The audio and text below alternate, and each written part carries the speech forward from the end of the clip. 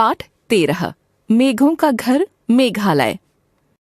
हमारी जीप गुवाहाटी से मेघालय की तरफ बढ़ रही थी। दोपहर का समय था। सड़क थोड़ी टूटी फूटी थी। किसी नए रास्ते की खोज में न जाने कैसे जीप चालक रास्ता भटक कर पहाड़ियों से घिरे जंगल में भटक गया। मेरे साथियों अनु और सुमी में से अनु बहुत घबरा गई थी। सुमी के कंधे पर हाथ रख मैं उसे आश्वासन देना चाहती थी कि हम उसके साथ हैं। घने जंगलों में फैले अंधकार को चीरती हुई हमारी जीप ऊबड़ खाबड़ रास्तों पर धीरे धीरे आगे बढ़ रही थी। सूर्य तो निकल ही चुका था, किंतु ऊंचे ऊंचे घने रुद्राक्ष और चीड़ के पेड़ों की प्रहरी डालियों से सूर्य की किरणें मानो जंगल प्रवेश की अनुमति मांग रही हों। मेघालय में दूर दूर तक 70% जंगल ही जंगल हैं। तभी जीप मुख्य मार्ग की ओर मुड़ गई। पर यह क्या, मुख्य मार्ग पर आते ही उमड़ते घुमड़ते बादलों ने हमारा स्वागत किया। ऐसा प्रतीत हुआ कि वे हमारे समीप पहुंचकर दोस्ती का हाथ बढ़ा रहे हों।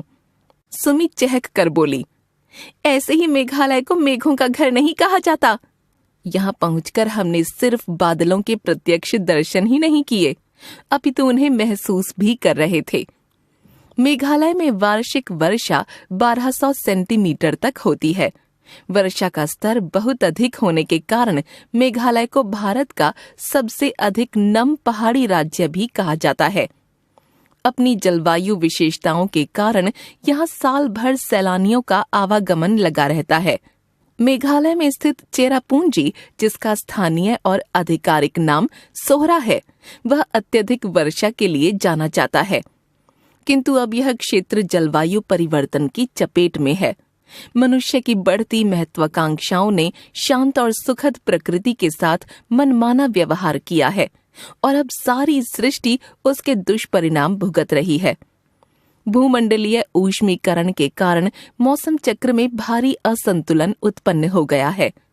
जीप चालक ने बताया कि चेरापूंजी में विश्व का प्रथम वर्षा संग्रहालय बनाने की भी योजना पर विचार किया जा रहा है। निश्चित रूप से पूर्वोत्तर भारत किसी वंडरलैंड से कम नहीं है। इस क्षेत्र को प्रकृति माँ का भरपूर आशीर्वाद मिला है। काश हम 7 सिस्टर्स के दर्शन कर पाते। सुमी ने एक लंबी सांस भरते हुए मेरी ओर देखते हुए कहा। 7 सिस्टर्स मतलब? अनु ने हैरानी से पूछा।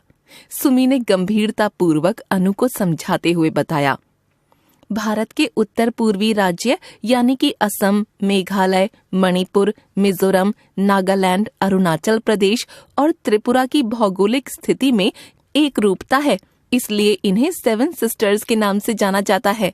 जातीय और धार्मिक आस्थाओं में अनेकता होने के बावजूद उत्तर पूर्व के इन 7 राज्यों में सांस्कृतिक, आर्थिक और भौगोलिक एकता है।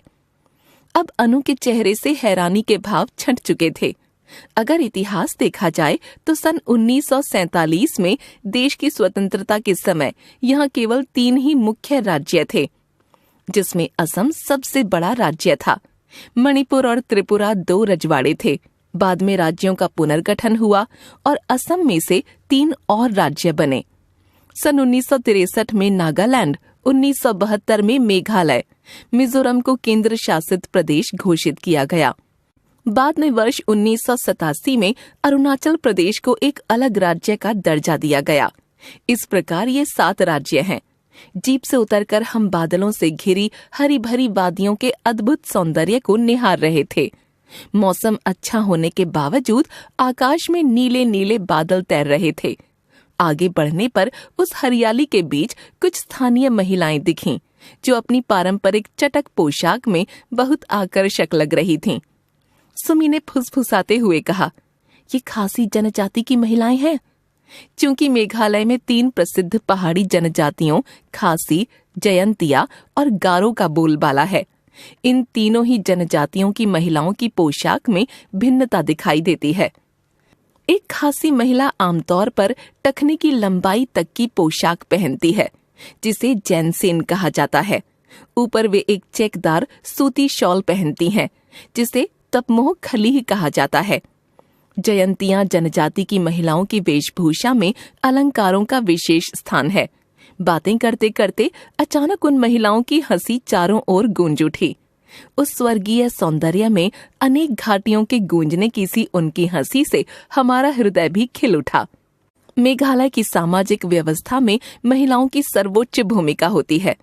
वैसे तो भारत अपनी पितृसत्तात्मक परंपरा के लिए जाना जाता है, पर मेघालय भारत का एकमात्र ऐसा राज्य है जो मातृसत्तात्मक परंपरा का अनुसरण करता है।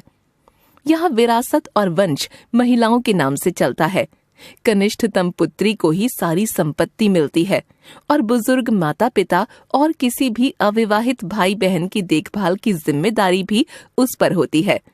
यह भी देखा गया है कि जिन परिवारों में कोई बेटी नहीं है या अन्य कारणों से माता पिता किसी और बेटी या पुत्र वधू को उत्तराधिकारी घोषित कर देते हैं, इस अवसर पर पूरे समुदाय में धार्मिक अनुष्ठान होते हैं और उत्सव मनाया जाता है। पाठ 9 सूरदास के पद।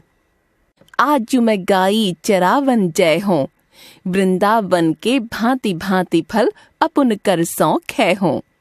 ऐसी बात कहो जने, बारे देखो अपनी भांति।